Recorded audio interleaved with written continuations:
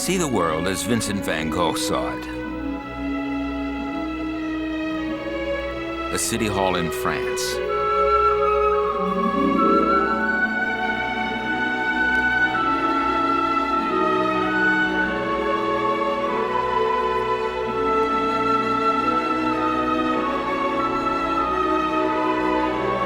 A street north of Paris.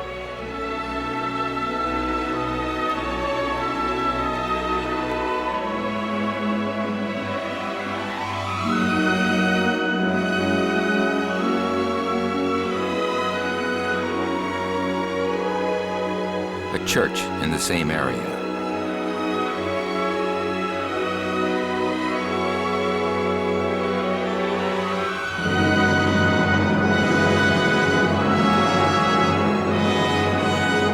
He said, "Call me Vincent. The name can be pronounced in all languages. Only the Dutch can say Van Gogh." He drew his portrait 37 times.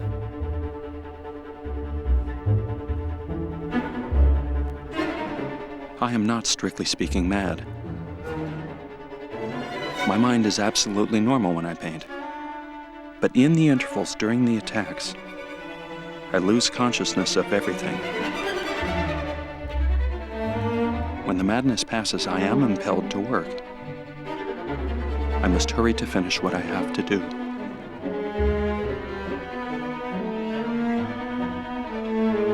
Vincent and Paul Gauguin quarreled. Gauguin wrote that Vincent threatened him with a knife. Vincent went home, cut off an earlobe, and presented it to his favorite prostitute. It's not this ear we propose to examine, but the other. Sketched are 3 Japanese icons: Mount Fuji, ladies in kimonos, and a crane. What is happening on this side of his face is a clue to how Van Gogh became Van Gogh.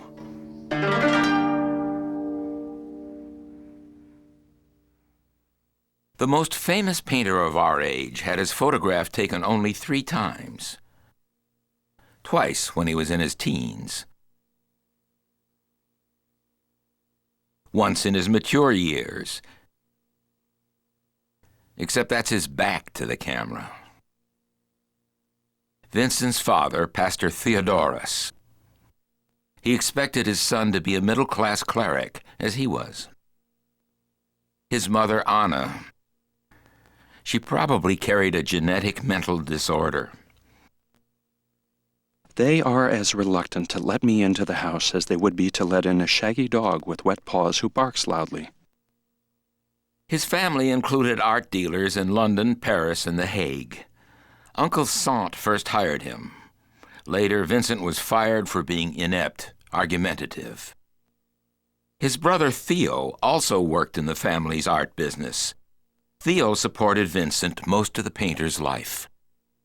Van Gogh wrote his brother almost 2,000 pages of letters.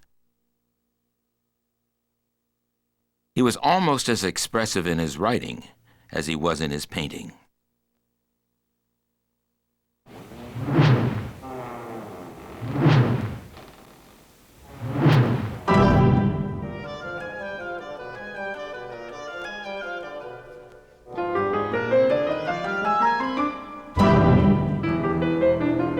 Holland in the winter is dark and cold.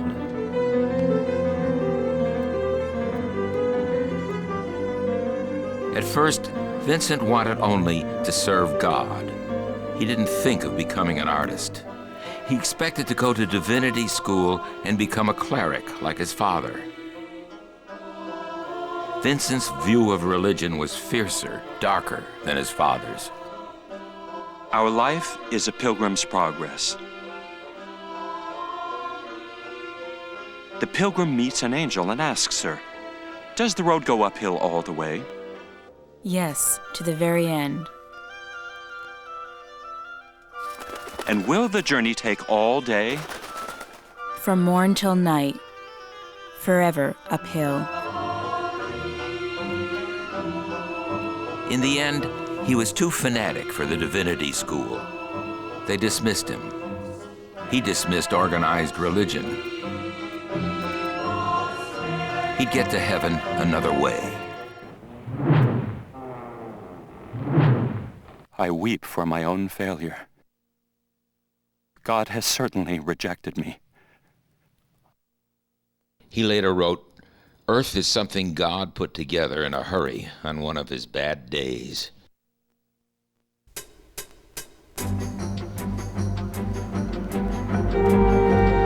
For years, he had sketched as a hobby.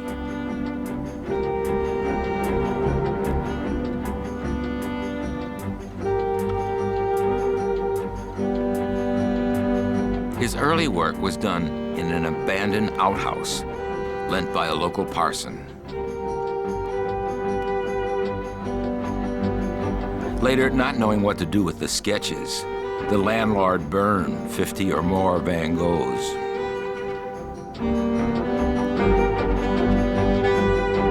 Color meant little to him.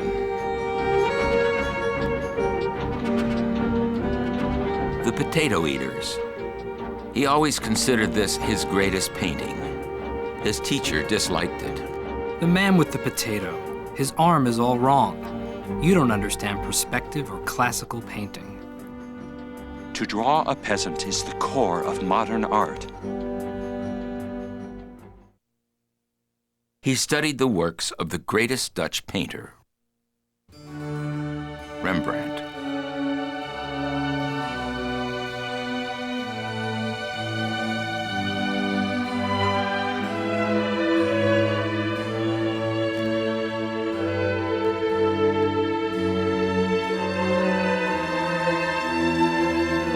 Every face is a landscape of a life. Rembrandt's life is a corner of the whole universe seen through the expressions of one man.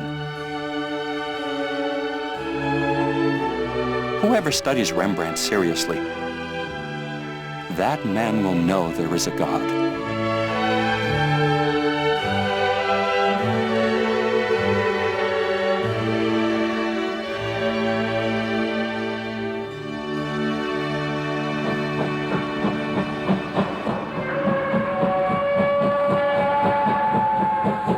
If he were to become a professional artist, it couldn't be in Holland. He wrote, "The character of Dutch painters is such that they don't invent anything. They have neither imagination nor fantasy. They are realists."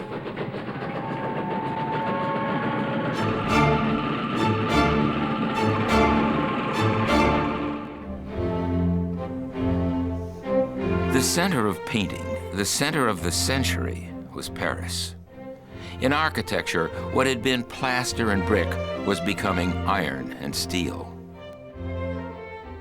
It was not yet the age of the automobile, not yet the age of the cinema. Photography had been invented, but only black and white.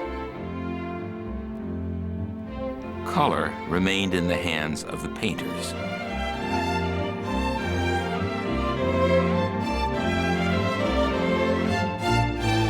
Because he lived with Theo for almost 2 years, there are no letters from this period.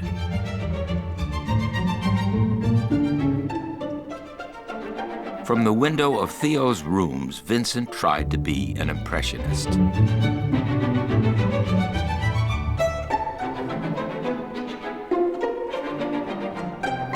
Vincent looked closely at the successful impressionists. Auguste Renoir had been poor, but he never drew the poverty he knew so well.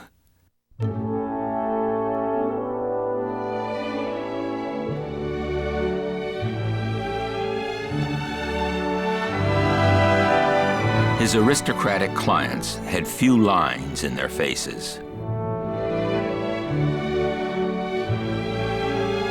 Claude Monet was the other inventor of Impressionism. He'd tried suicide because he couldn't feed his family.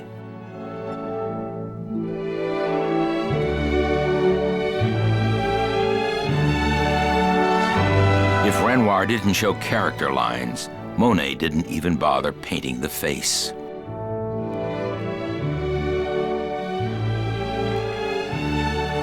Impressionism means painting nature in bright colors, painting the light that falls on a pleasant object. Here's Vincent trying to paint like Monet. He hadn't yet found his own style.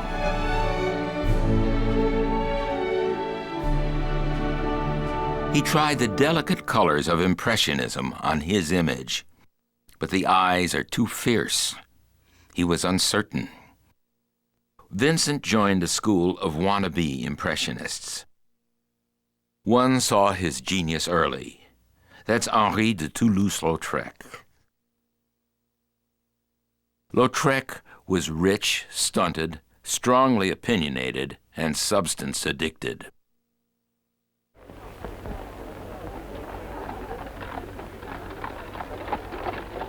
The misshapen Toulouse introduced the neurotic Vincent to his world of nightclubs.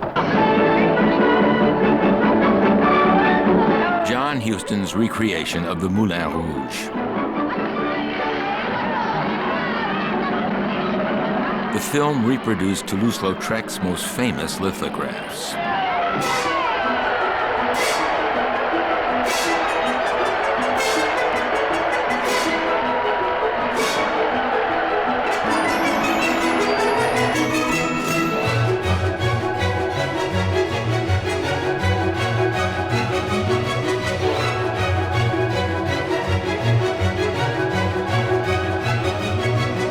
I like Vincent because, like me, he has a habit of alienating everyone he meets.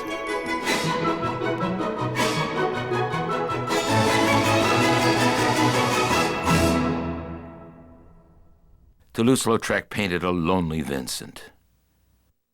Lautrec's mistress wrote, "He would arrive carrying a heavy canvas under his arm. He'd wait for someone to notice him, talk to him. No one was in the least concerned. He'd leave and come back a week later to the same indifference." Van Gogh admired Lautrec, but as for the other artists, he said, I shall move away to somewhere, to see less of those painters who disgust me as men. Yet here he was, having wept because he could not punish himself further in the service of God.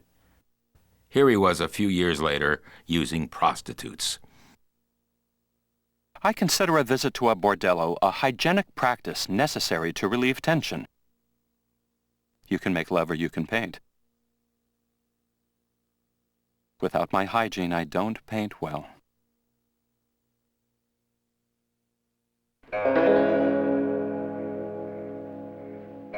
A Japanese courtesan painted in Kyoto during the 1700s.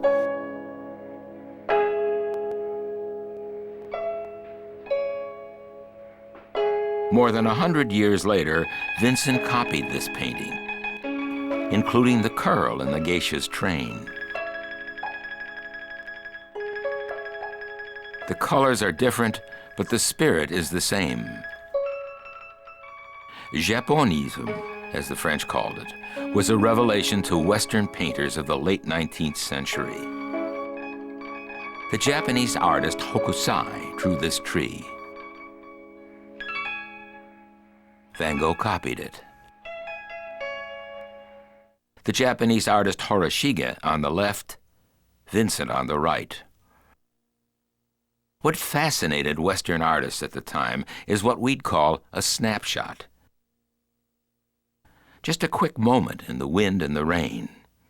To make it more Japanesey, on his border, Van Gogh did some nonsense strokes that were supposed to be calligraphy. In Van Gogh's imagination, Japan was super exotic. He romanticized the country. He believed their artist worked in a self-contained community, like priests. Isn't it almost a religion which these simple Japanese teach us, who live as though they were flowers? And you cannot study Japanese art without becoming gayer and happier. So he painted himself with Japanese eyes. He would go to the south of France and set up a studio of the South and invite Gauguin, Lautrec, and Bernard and all of his chums to live together. That's the reason he gave. But that's not the only reason he left Paris. He had become a victim of the green fairy, La Fée Verte. Toulouse-Lautrec had painted Vincent half drunk. On the table was the green fairy, absinthe. Absinthe is made from wormwood. It is stupefying, intoxicating. In today's terms, a cross between hard liquor and heroin. The trick was to sip it all day, to stay high all day. Van Gogh became a drunk.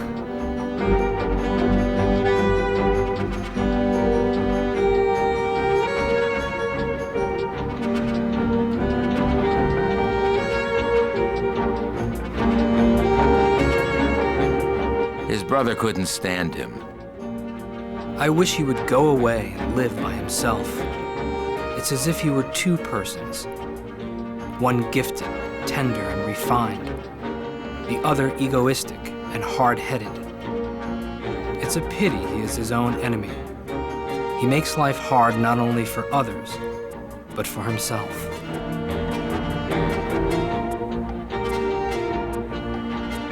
The green fairy came into his eyes. He knew he was becoming an addict. That was another reason to leave Paris, or to leave the world.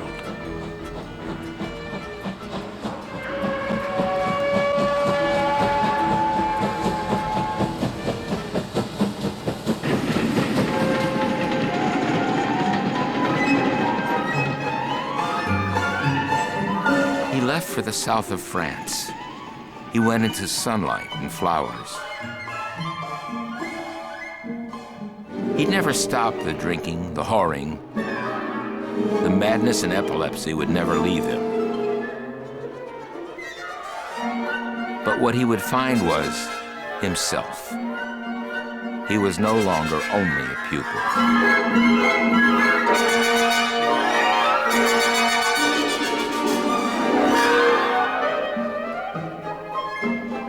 The over 200 paintings he did in the next 15 months became the immortal Van Goghs.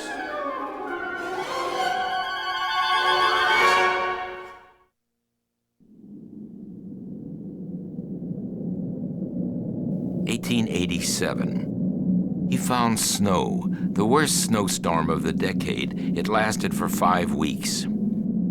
Loneliness, the unsatisfied need for kindness and sympathy. That is what is hard to bear. Disappointment undermines us more than dissipation. The snow left. Spring arrived.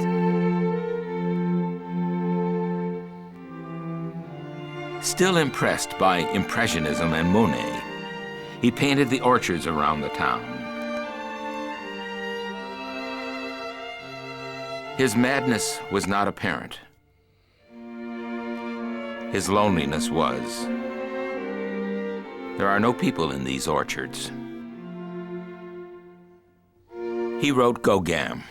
Being all alone, I am suffering under this isolation. If I could find another painter who, like myself, would be sufficiently absorbed in his work to resign himself to living like a monk, who goes to the brothel once a fortnight, and so I think of you, who is also receiving money from my brother.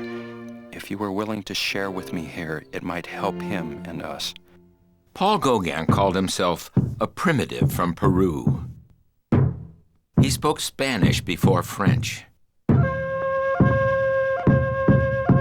He spent his first years with his mother in Lima. A widowed beauty, she collected pre-Columbian pottery. In that tradition, he later sculpted this piece.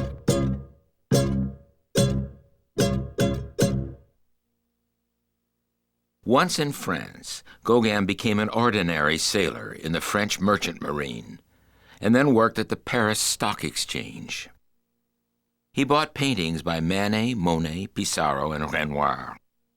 He became a weekend painter, and then after a stock market crashed, decided to paint full-time. He left his wife and 5 children. This green Christ is a long way from Impressionism. No brightly colored brushstrokes, no sunlight. He's seeking deeper meaning. Symbolism, it was called. Self-portrait. In the foreground, the wary Gauguin.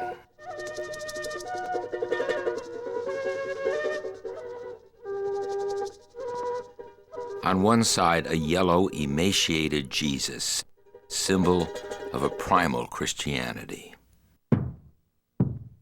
On the other, Gauguin's self-portrait as a Peruvian pot.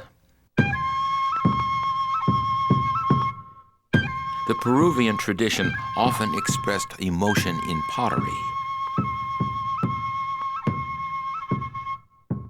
Several weeks after Van Gogh cut off his ear, Gauguin sculpted another self-portrait. The blood flows down his earless face. Loss of virginity. It was done in a studio, not outdoors as Van Gogh painted. The colors are thin, flat washes, not like Van Gogh's thick paints.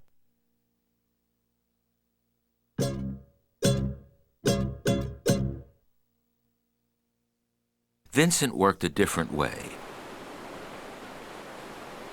Outdoors whenever possible. He used these reeds in an ancient Egyptian manner. He'd pluck one, split its hollow point, sharpen it with a knife, and use it as a pen to be dipped in ink.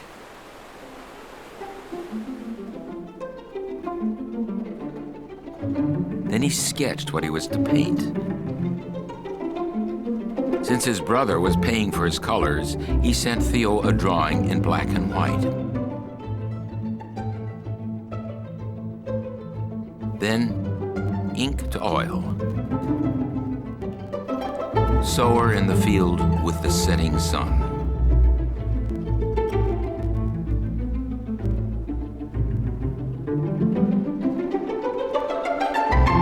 Thick paint.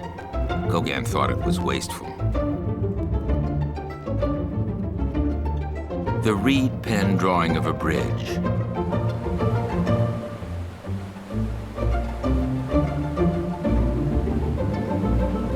He crossed the bridge and drew the women doing their wash. That summer, he drew sunflowers, his most famous works.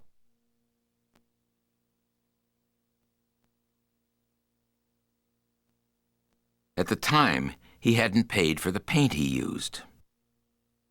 Lot 43.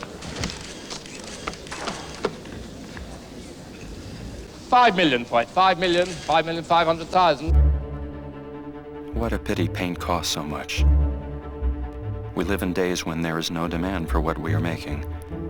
I'm afraid that it will hardly change in our lifetime. 7,500,000, 8,500,000, 9,500,000. But if we are preparing richer lives for the painters who will follow in our footsteps, it will be something. 10 million. Going on. 500,000. 10,500,000. Life is short, and shorter still the number of years you feel bold enough to face everything. Last time, at £22.5 million and £22,500,000 for the last time. His pigment was chrome yellow. It's poisonous. Vincent often put his paintbrushes in his mouth. Instead of eating enough at regular times, I kept myself going on coffee and absinthe. I would have 14 cups of coffee a day and other stimulants. It's the demands that painting places on me. The wind from the north, the Mistral, killed his sunflowers. His mood turned to despair and loneliness. He thought again of Gauguin, who had agreed to visit him. He rented one corner of this house.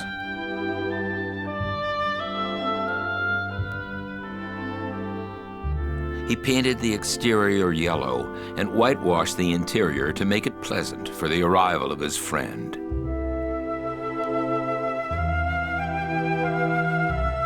His room.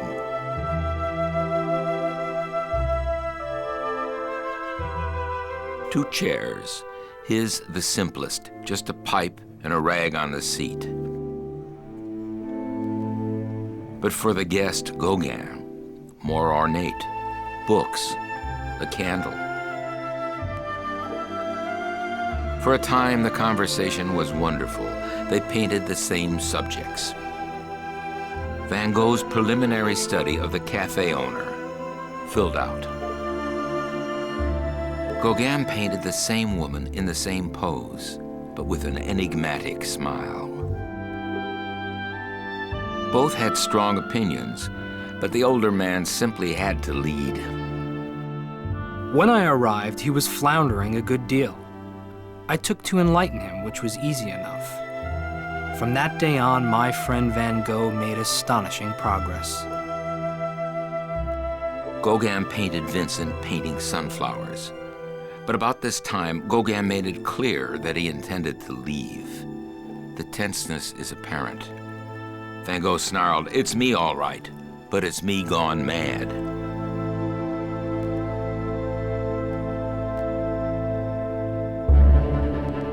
Vincent was not only mad, he was angry. He went home, cut off part of an earlobe, and went into an episode of insanity. From the Journal of the American Medical Association. Seeing yellow is a common symptom among epileptics, particularly those suffering from temporal lobe epilepsy. Epileptics may remember the yellow color after the fit has ceased.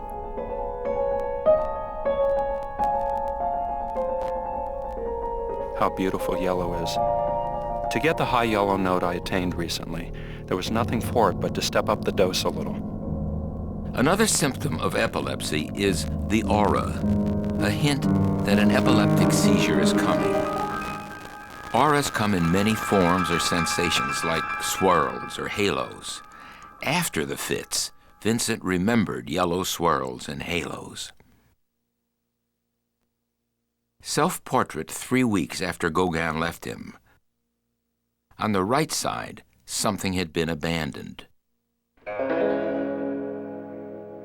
What was gone was his idea of a Japanese studio of the South where artists could work in communal harmony. He would live his life alone so long as he had brother Theo for support.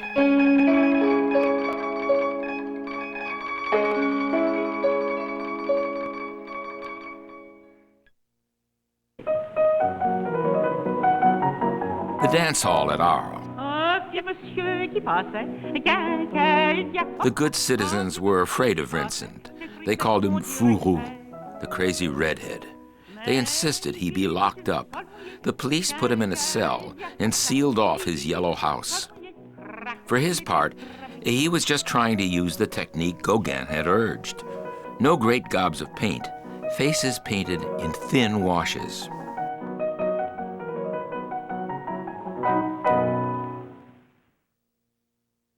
The only person he knew well in Arles was the postman, Roulin.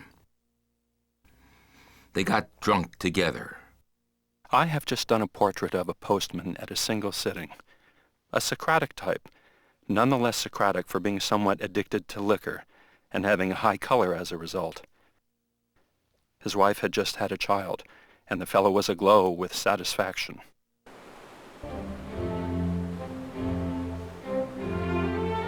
The postman saw that Vincent got medical help.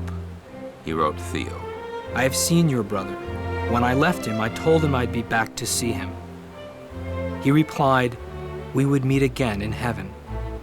I fear they are taking the necessary steps to have him placed in a mental hospital. Another friend, Dr. Felix Ray, knew Van Gogh needed hospitalization, not jail. Vincent admired him, thanked him, and drew this ornate portrait. The doctor's mother hated it. She used it to shore up the broken fencing around her chicken coop. Dr. Ray arranged for the artist to be sent to the local hospital. He came back to sanity. I knew well enough that one could fracture one's legs and arms and recover afterward. But I did not know that you could fracture the brain in your head and recover from that too. He received a letter from Theo's wife, Johanna. Dear brother, I am now going to tell you a great piece of news. It is that next winter we hope to have a baby, a pretty little boy whom we are going to call Vincent, if you will consent to be his godfather. He evaded the issue. His next attack was severe depression that lasted for weeks. The local hospital couldn't treat him. He was moved to another. Except for the very end, he would spend the rest of his life in asylums.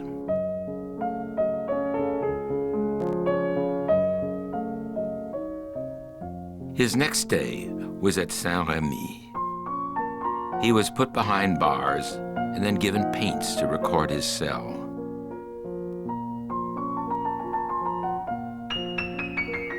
Then, from memory, he copied his teachers. Gustave Doré, draftsman of the grotesque. Van Gogh's copy. Vincent painted himself as one of the prisoners. Rembrandt's sketch of Lazarus rising from the dead. But in Vincent's copy, there is Lazarus with Vincent's red beard.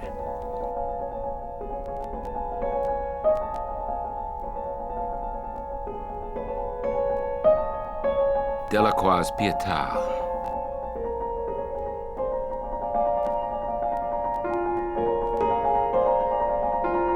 Van Gogh's copy. Vincent's face inside Jesus' image. At 35, his self-portrait was young, vigorous, filled with color. At 36, the color is out of his face. The pearl is the result of the oyster's pain.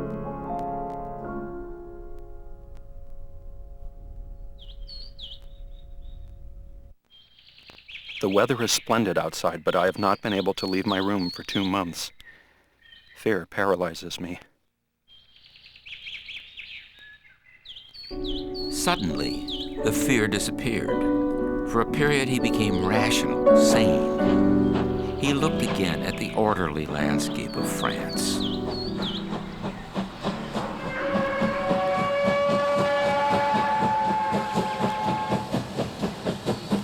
The painting marches straight to the viewer's eye.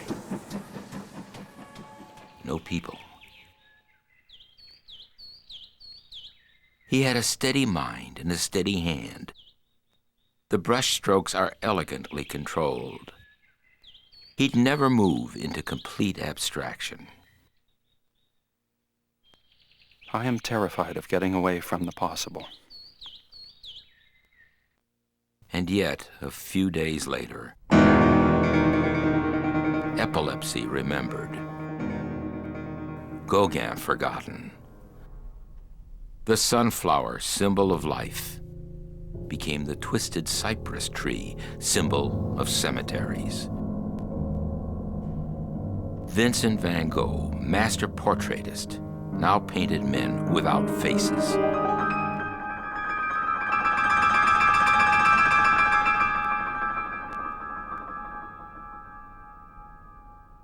Abruptly, he declared himself sane. He left the asylum, went to Paris, and then to a small village 1 hour away. He rented this room over a restaurant.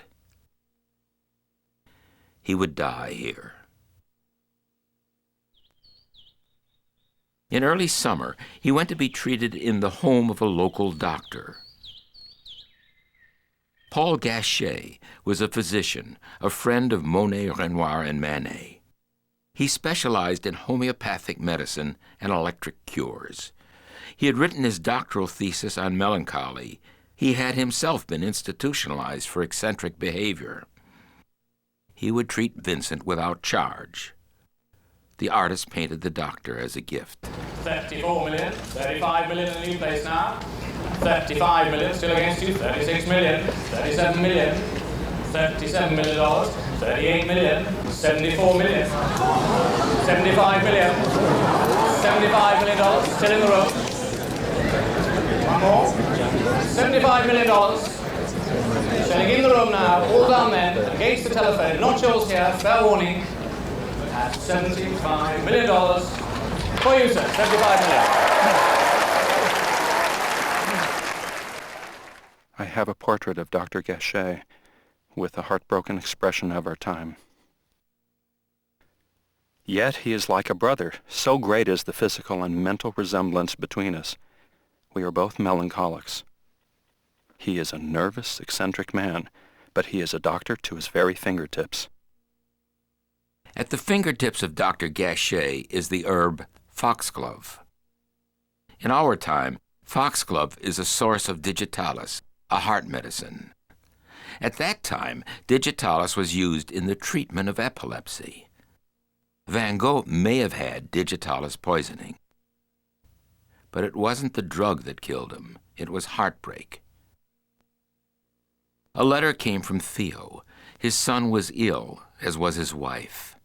Theo's employers had detected a streak of madness in Vincent's brother, and he was furious. My employers are rats who treat me as if I just entered their service. I want to tell them, gentlemen, I am going to take the plunge and establish myself as a private dealer in my own house.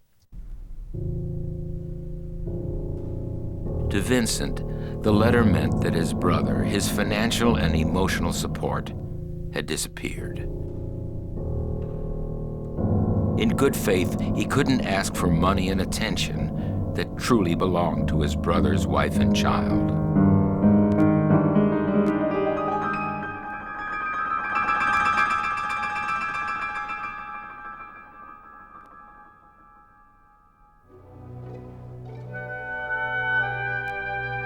Wheatfield with crows.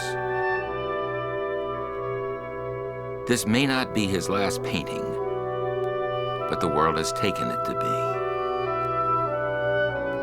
He shot himself and died shortly after it was finished.